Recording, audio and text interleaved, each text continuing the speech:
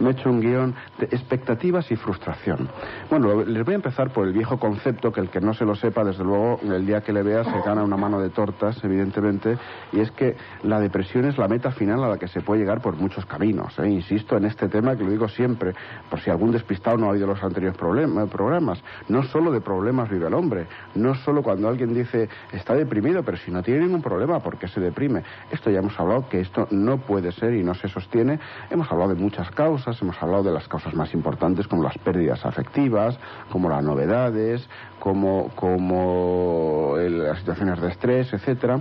Hablábamos hace 2 o 3 semanas, cuando José Luis estaba de vacaciones, hablamos de un tema que también me gustaba, que era la monotonía y el aburrimiento, cómo llega a producir una situación de estrés y de depresión. Pero a mí hay otro que a mí me gusta mucho, que es las expectativas y la frustración, las expectativas frustradas. Este es un tema que sabemos que produce muchos cuadros depresivos y muchos cuadros depresivos silentes. Silentes quiere decir que no sabemos, que el que los tiene no se plantea la causa, y muchas veces, como siempre, a lo mejor andamos buscando 3 pies al gato y empezamos a buscar aquí, allí y allá y no nos planteamos cuál es el fondo de este problema. Y sabemos que esto produce un cuadro depresivo porque, como siempre, la experimentación animal, ese tema que se planteó hace varias semanas por José Ramón, que pueden tener sus connotaciones de tipo ético, etcétera, pero es una gran fuente de conocimiento, pues a los animales, por ejemplo a las ratas, se les crea expectativas. Por ejemplo, expectativas de conseguir comida fácil, de jugar. Las ratas son muy juguetonas, y entonces se les hace eso y ellas se acostumbran rápidamente a eso, ¿no? Entonces se les quita de golpe. Y entonces se ve que cuando esas expectativas que ellas tenían no las pueden conseguir, se producen cuadros de depresión, no solo clínica, porque las ratas producen un cuadro de inhibición de conducta, etcétera, sino también, como ya hemos hablado cuando hablamos del estrés, podemos medir sus niveles de cortisol, etcétera, y sabemos que tienen un cuadro de estrés y sabemos que tienen un cuadro depresivo. Es decir, que aparte de verlo en la consulta, que como siempre hablábamos, el paciente es el que más te enseña. Oyendo a un paciente es cuando uno se aprende, pero también sabemos que experimentalmente estos cuadros de expectativas no cumplidas producen grandes cuadros depresivos. Y como yo les preguntaba antes a José Luis, a Fernando y a Juan Carlos, ¿qué expectativas realmente me ha sorprendido? Porque realmente son personas satisfechas en general en su vida, pero quiero que ustedes se lo pregunten a sí mismas, sobre todo los que ya no tenemos, los que hemos pasado de los 40 años, ¿no? ¿Qué expectativas tenía usted en su juventud? ¿Quién no tiene expectativas? Plantéese, ¿siempre se han cumplido? Esto también depende mucho, como hablábamos de la monotonía, del tipo de personalidad. Hay un tipo de personalidad, la personalidad más obsesiva, por ejemplo, que somos más inconformistas. Los obsesivos en general no nos conformamos fácilmente, no somos personas de ir a trabajar y luego ver el culebrón de la noche en televisión y con eso que sea lo que Dios quiera, el domingo el partido y listo, ¿no? Hay estas personalidades más inconformistas, pues notan mucho más estos problemas. Cuando no están a gusto con su vida, lo notan mucho más, pero no se lo plantean, Fíjense que esto es una cosa que, ¿cuántas veces se ha planteado usted? Que no se han cumplido mis expectativas. Nos escuchamos, nos oímos. Sin embargo, siempre la naturaleza es sabia, nos está diciendo, ojo, que aquí algo pasa, y no le hacemos mucho caso. Por ejemplo, yo decía antes, cuando estaba haciendo la introducción al programa, o estaba José Luis hablando, hoy voy a tocar un poquito el síndrome gris, en esencia, sin entrar en la parte que José Luis tocaba un poquito, que es un poco la parte hormonal. Exacto, el declive hormonal, que también va sucediendo poco a poco en el hombre. Pero yo no me refería hoy a esto, sino al síndrome gris, posiblemente tal como se describió en su momento hace ya muchos años, cuando era ese hombre de 45, 50 años que de pronto lo veía todo gris. Por eso hablaba Juan Carlos del color, decía, lo veía todo gris. Veía gris el presente, veía gris el futuro. ¿Por qué? Porque fundamentalmente llegaba a esa edad donde las expectativas laborales o se han cumplido o ya no se van a cumplir. Es decir, es ese trabajador que ya ha llegado prácticamente a su tope en el trabajo, y lo máximo lo que puede subir es un punto más, lo que sea, que le suban un poco el sueldo, etcétera, pero ya no se va a cumplir esa expectativa, o como decía Fernando antes, que muchas veces nos metemos en esa red social y ya no se va a cumplir esa expectativa de ayudar, de tener otro tipo de trabajo. La expectativa familiar es muy importante. Llega un momento a esa edad tan difícil para los matrimonios, que es los 45, los 50 años, donde la mujer está pasando por esa doble situación que es la menopausia, ese trastorno hormonal por una parte, y por otra parte la sensación de inutilidad porque los hijos ya no le necesitan. Entonces la mujer se encuentra mal y llevan 20 años de casado y a lo mejor las expectativas que se habían hecho tampoco se han cumplido muchas veces.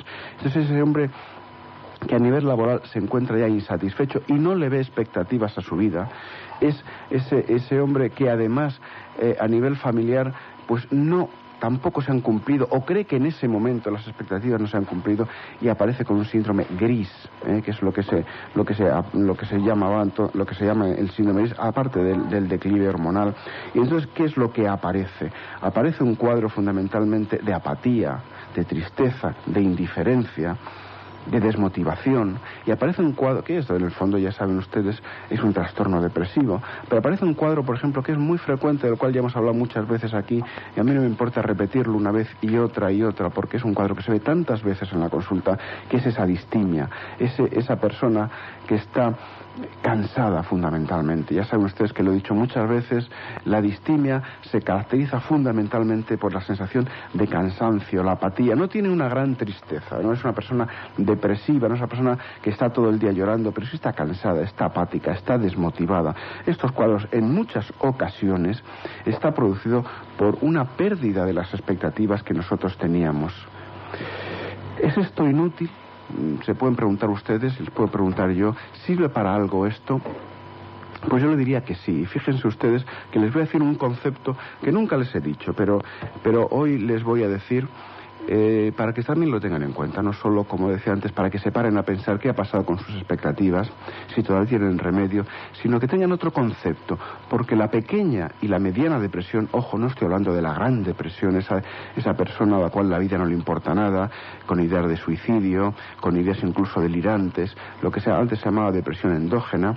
Esa depresión ya tiene otras características, pero la pequeña y la mediana depresión a veces pueden ser positivas, fíjense ustedes, tiene incluso hablando en términos etológicos, que a mí me gusta tanto, etológico, ya saben ustedes, que es el estudio de la conducta animal y la etología humana, el estudio de la conducta humana, bueno, pues a veces es positiva esa pequeña y esa mediana depresión. Y ustedes pueden decir, bueno, ¿y para qué? Bueno, pues sirve, fíjense, porque los animales la tienen, y el hombre la tiene, la especie humana la tiene. ¿Por qué? Porque es una especie de aviso. Es como esa válvula, como esos coches que el mío no lo tiene ahora, pero el que tenía antes sí, esos que les pone que cuando algo mal va en el circuito se les ilumina, no sé si el tuyo lo tiene. Ah, ¿tu scooter tenía de eso? No, yo tenía antes un Fiat tipo de esos 16 válvulas de no sé cuánto, con Remsens no sé cuánto, de esquina Príncipe de Vergara. Pues a mí me parecía un scooter, pero bueno.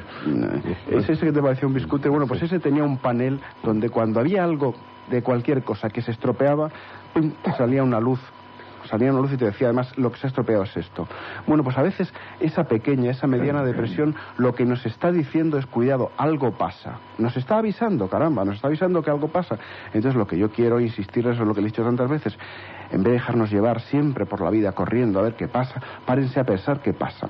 Porque lo que solemos hacer, en vez de pararnos a pensar qué es lo que pasa, que la naturaleza nos está avisando que algo pasa y además nos está diciendo, vamos a ver, no solo si pasa, sino que si le pones solución, lo que empezamos a hacer es hacernos pruebas. Así como yo le decía hace muchos años a un político, entonces, bueno, todavía era un embrión de político cuando el Partido Socialista no había llegado al poder y este ya sabía cómo solucionar el tema de la sanidad. Naturalmente supongo que eso hace tantos años que ahora él mismo se reirá. Y yo le decía, mira, lo último que me podrían a mí nombrar es ministro de Sanidad, porque esto no hay quien lo arregle. Podrá mejorar, evidentemente, pero una de las causas que no hay quien lo arregle es por esta, porque en vez de pararnos a pensar qué es lo que hacemos rápidamente, que nos hagan pruebas, y colapsamos todos los servicios de medicina y todas las cuestiones, empezamos a hablar, a hacer pruebas y una y otra, en vez de pararnos a pensar. Esto he de decir hoy que tenemos una mesa sin representante femenina, que lo hacemos mucho más los hombres. Tenemos que decir claramente que aquí los hombres somos mucho más reacios a pararnos a pensar y a admitir que tenemos un problema psicológico. Por favor, usted que nos está oyendo, ¿cómo va a admitir, usted que nos está oyendo, que a lo mejor viene en el coche, cómo va a admitir que usted, que se ha reído tantas veces de esos problemas, que no cree en la psiquiatría? A mí que cuando alguien me dice, no, es que yo no creo en la psiquiatría, digo, bueno, como si esto fuera una cuestión de fe, ¿no? A mí esto lo dicen tantas veces que, bueno, uno se recarcajea, ¿no? Hablando en términos Shelley, de ser como se recarcajea uno de ver cómo pululan los seres policromados, ¿no? En el líquido elemento, ¿no? Bueno, pero son términos Shelley de tu época. De mi época, claro, hombre, estamos hoy hablando de los años 50, ¿no? Pues uno se recarcajea de ver cómo esta gente dice, es que yo no creo en la psiquiatría, ni creo en los psiquiatras, pero es una cuestión de fe.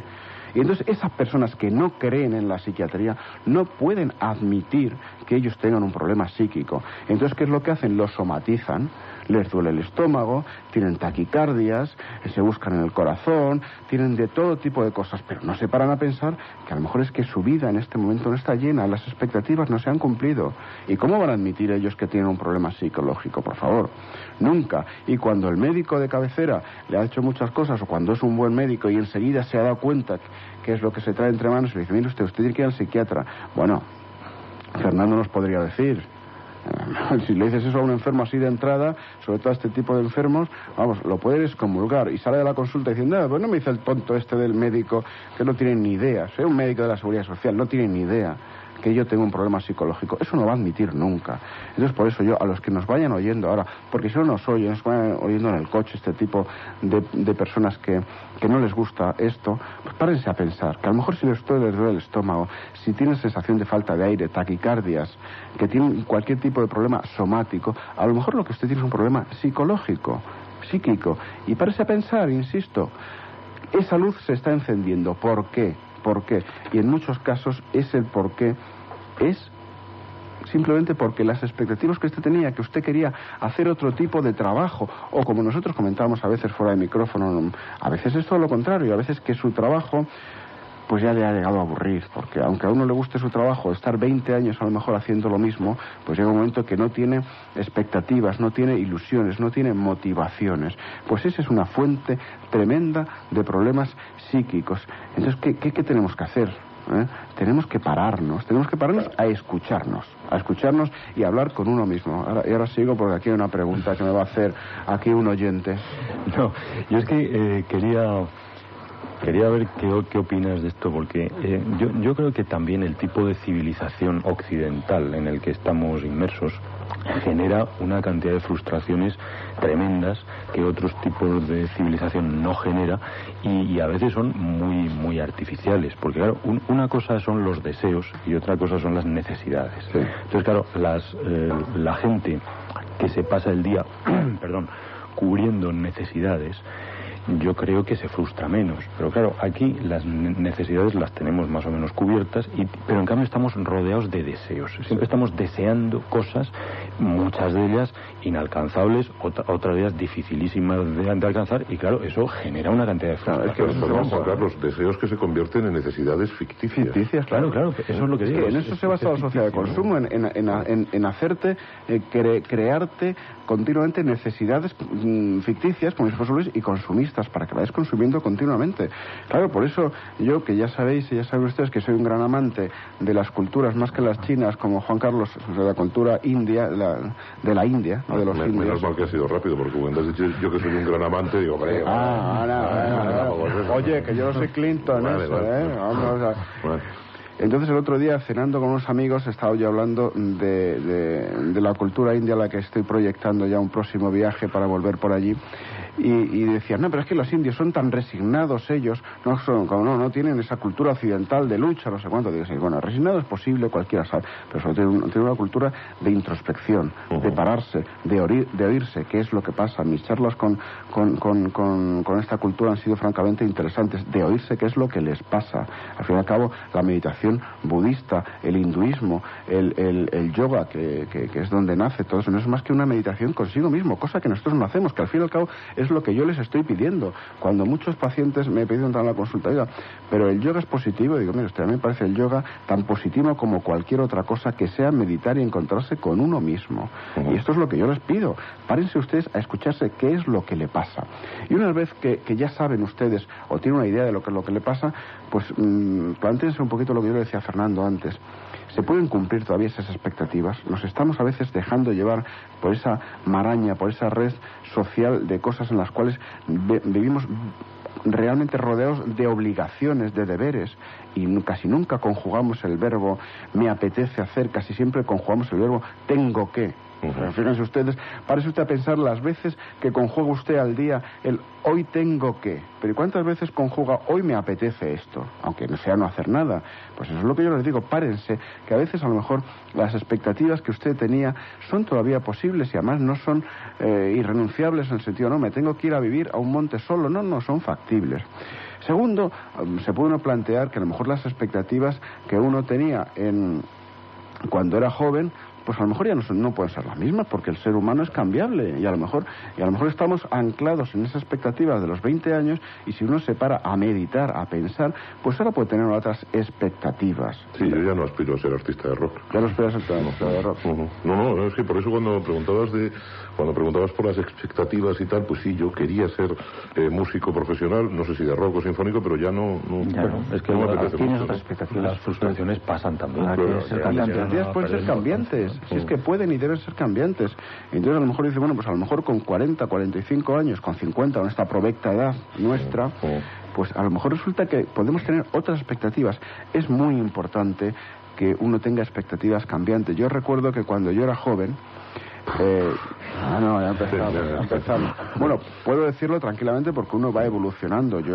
Naturalmente estábamos en mayo del 68 en esa época, y yo recuerdo que yo era de espíritu trotskista en el sentido que la revolución trotskista, que era la revolución, el Partido Comunista me parecía un partido absolutamente reaccionario, conservador, arcaico, porque lo bueno era el trotskismo, que era la renovación diaria. Pues ese concepto, que ya no soy trotskista, evidentemente, que ahora como José Luis definió tan maravillosamente en aquel cuento, que a ver si cada día nos lo vuelve a contar la noche de Nochebuena, pues evidentemente ya no sois. Quizá formo parte de esa colección. ¿Cómo se llamaba el protagonista? ¿Cómo se llama el protagonista? Pues si ustedes lo oyeron, y si no, pídanlo a la SER que se lo vuelva a repetir, porque realmente fue un cuento francamente bueno. Yo creo que es lo último bueno que ha hecho Jaime. Sí. Yo creo que lo único bueno que ha hecho José Luis desde entonces, porque entonces no creo yo que haga grandes cosas, pero bueno, ya no vengo la semana que viene, ya lo sé. Ya lo saben ustedes que si no estoy la semana que viene es por decir eso. Bueno, pues no, yo ya soy quizá un Jaime más, lamentablemente, pero ese cuento me hizo reflexionar realmente. Entonces, uno puede estar cambiando continuamente, y eso es lo que yo quiero que se plantee, porque a lo mejor, eso que hablaba yo antes, pues si con su pareja esas expectativas no se han cumplido, a lo mejor con 45 años o con 50 o con 60. Yo recuerdo una pareja muy mayor en la consulta hace mucho tiempo que nos decían, bueno, nosotros ya no tenemos las mismas expectativas que antes, pero nos sentamos juntos a ver la televisión, y tenían 70 años, y nos damos la mano y tenemos las mismas expectativas que antes. Quizás se puede ir cambiando, no hay que renunciar a ellos, y sobre todo no hay que renunciar a oírse y saber qué es lo que le pasa a uno. Y si luego uno tiene esa depresión, se profundiza, pues como hablamos siempre primero curar la depresión. Apagar el fuego. Claro, apagar el fuego, y luego saber por qué se está quemando. No esas historias que dicen, es que yo, como me decía esta semana un paciente, dice, es que mi psicólogo no quiere que tome tratamiento, aunque el tratamiento no sea que le vaya a curar. ¿Qué tiene que ver el curar la depresión?